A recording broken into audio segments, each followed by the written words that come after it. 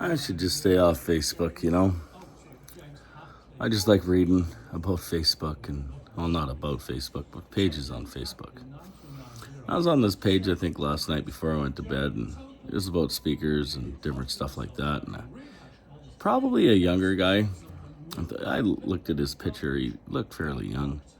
And he was just going on and on and on about how much he loved his new speakers, and those new speakers were the Klipsch RF 8000 Mark IIs. Now, they've been out for a while, but that's his new speaker. And you know what? Kudos, man. Good purchase. Want to know why? I own a pair myself. And, he went on and explained why he liked them, and I couldn't disagree with him. Like, clearly he had a good ear, because he's hearing what I'm hearing. So I noticed underneath there was a few comments. So what the hell? Why not read some of those comments? So I'm reading some of the comments, and I think it was the first or the second comment, and it was negative. It says, "Oh, I can't believe you don't like those speakers. Those speakers suck." But that's it. That's all he said. He had no reason. He had no rhyme. He had no nothing. So I was like, interesting.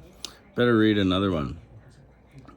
"Yeah, I used to have those speakers and they suck." And I'm like, huh.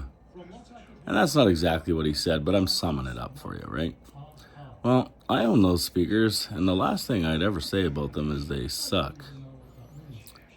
Like, if you listen to electronica, if you listen to rock and roll, if you listen to even jazz, even though I'm not a huge fan, if you listen to female artists, I don't care, Sinead O'Connor, Britney Spears, Jewel, I'd even go as far as Taylor Swift, even though I don't listen to Taylor Swift.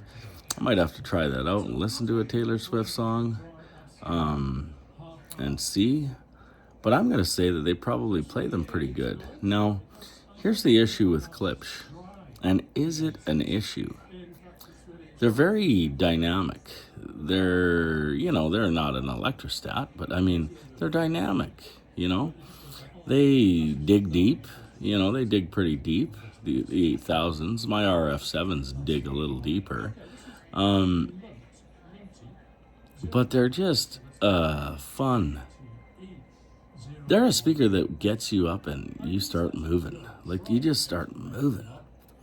And I'm using them in a 2-channel scenario because I've got enough Klipsch speakers, JBL speakers, Paradigm speakers, ELAC speakers to completely do 2 different home theater systems. Never mind speakers that are sitting over there that are just,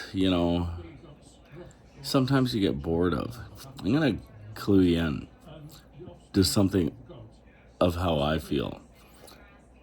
There has never been a Klipsch speaker that I have ever owned that has ever bored me. Has there been some Klipsch speakers that have fatigued me? Yes. But that's an easy fix. All you got to do is dampen the horn on an older Klipsch, and you're pretty much good to go. Now, some people always say that Danny with GR Research does like a ton of Klipsch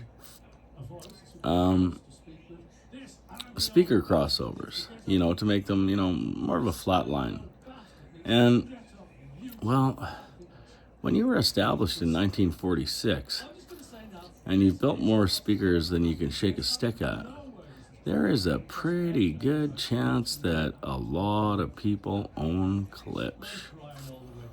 And the truth is there's probably more, for the cost and for the, dollar for dollar, pound for pound, people are going to go that direction. They might go Polk Audio. They might go, like even Kef is expensive and very neutral. And the Polk Audio R700's very neutral speaker. If you like neutral and you want to hear your music in that way, that's fine. I have no problem with whatever you like. I've listened to so many guys' systems, so many guys' ideas, and you know what? None of them are wrong. Not one person I know is wrong about what they like. Even the LS50s that Brandy hated with the Sim Audio Moon system that he originally bought, and how disappointed he was. I've heard the LS50s. They're not bad. Are they going to be something I'm going to spend $2,000 on Canadian? That's a no. No, I am not doing that. But to go on Facebook and tell a young kid, and he was young, I kind of creeped his page a little bit, that his speakers suck? Get real, man. You're buying a legacy. You're buying a speaker that's been around since, well, 1946. Maybe not that specific model, but a speaker company that's been around since 46. That's like buying a JBL. That's like buying an Altec. Someone gonna tell me that an Altec sucks? Get real, man. They were the voice of the theater.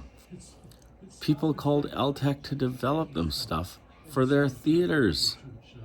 Not home theaters, I'm talking theaters. You know that thing we used to go to watch big movies on big pictures? Yeah, Altec. Horn speakers. Klipsch is just a little horn speaker you can bring into your basement, bring into your house, put in your, home theater system, your 2-channel setup. Spectacular stuff. Bashing other people's equipment, to me, that's kind of like getting on my Harley without asking me. Actually, don't even ask me to get on my Harley. Don't. My father-in-law, I'll let him ride it. He's my father-in-law. I don't care. But if you're just some random guy, get fucked. Get off my Harley. Klipsch. Go audition them. Make sure you're on a good amplifier. Crank them.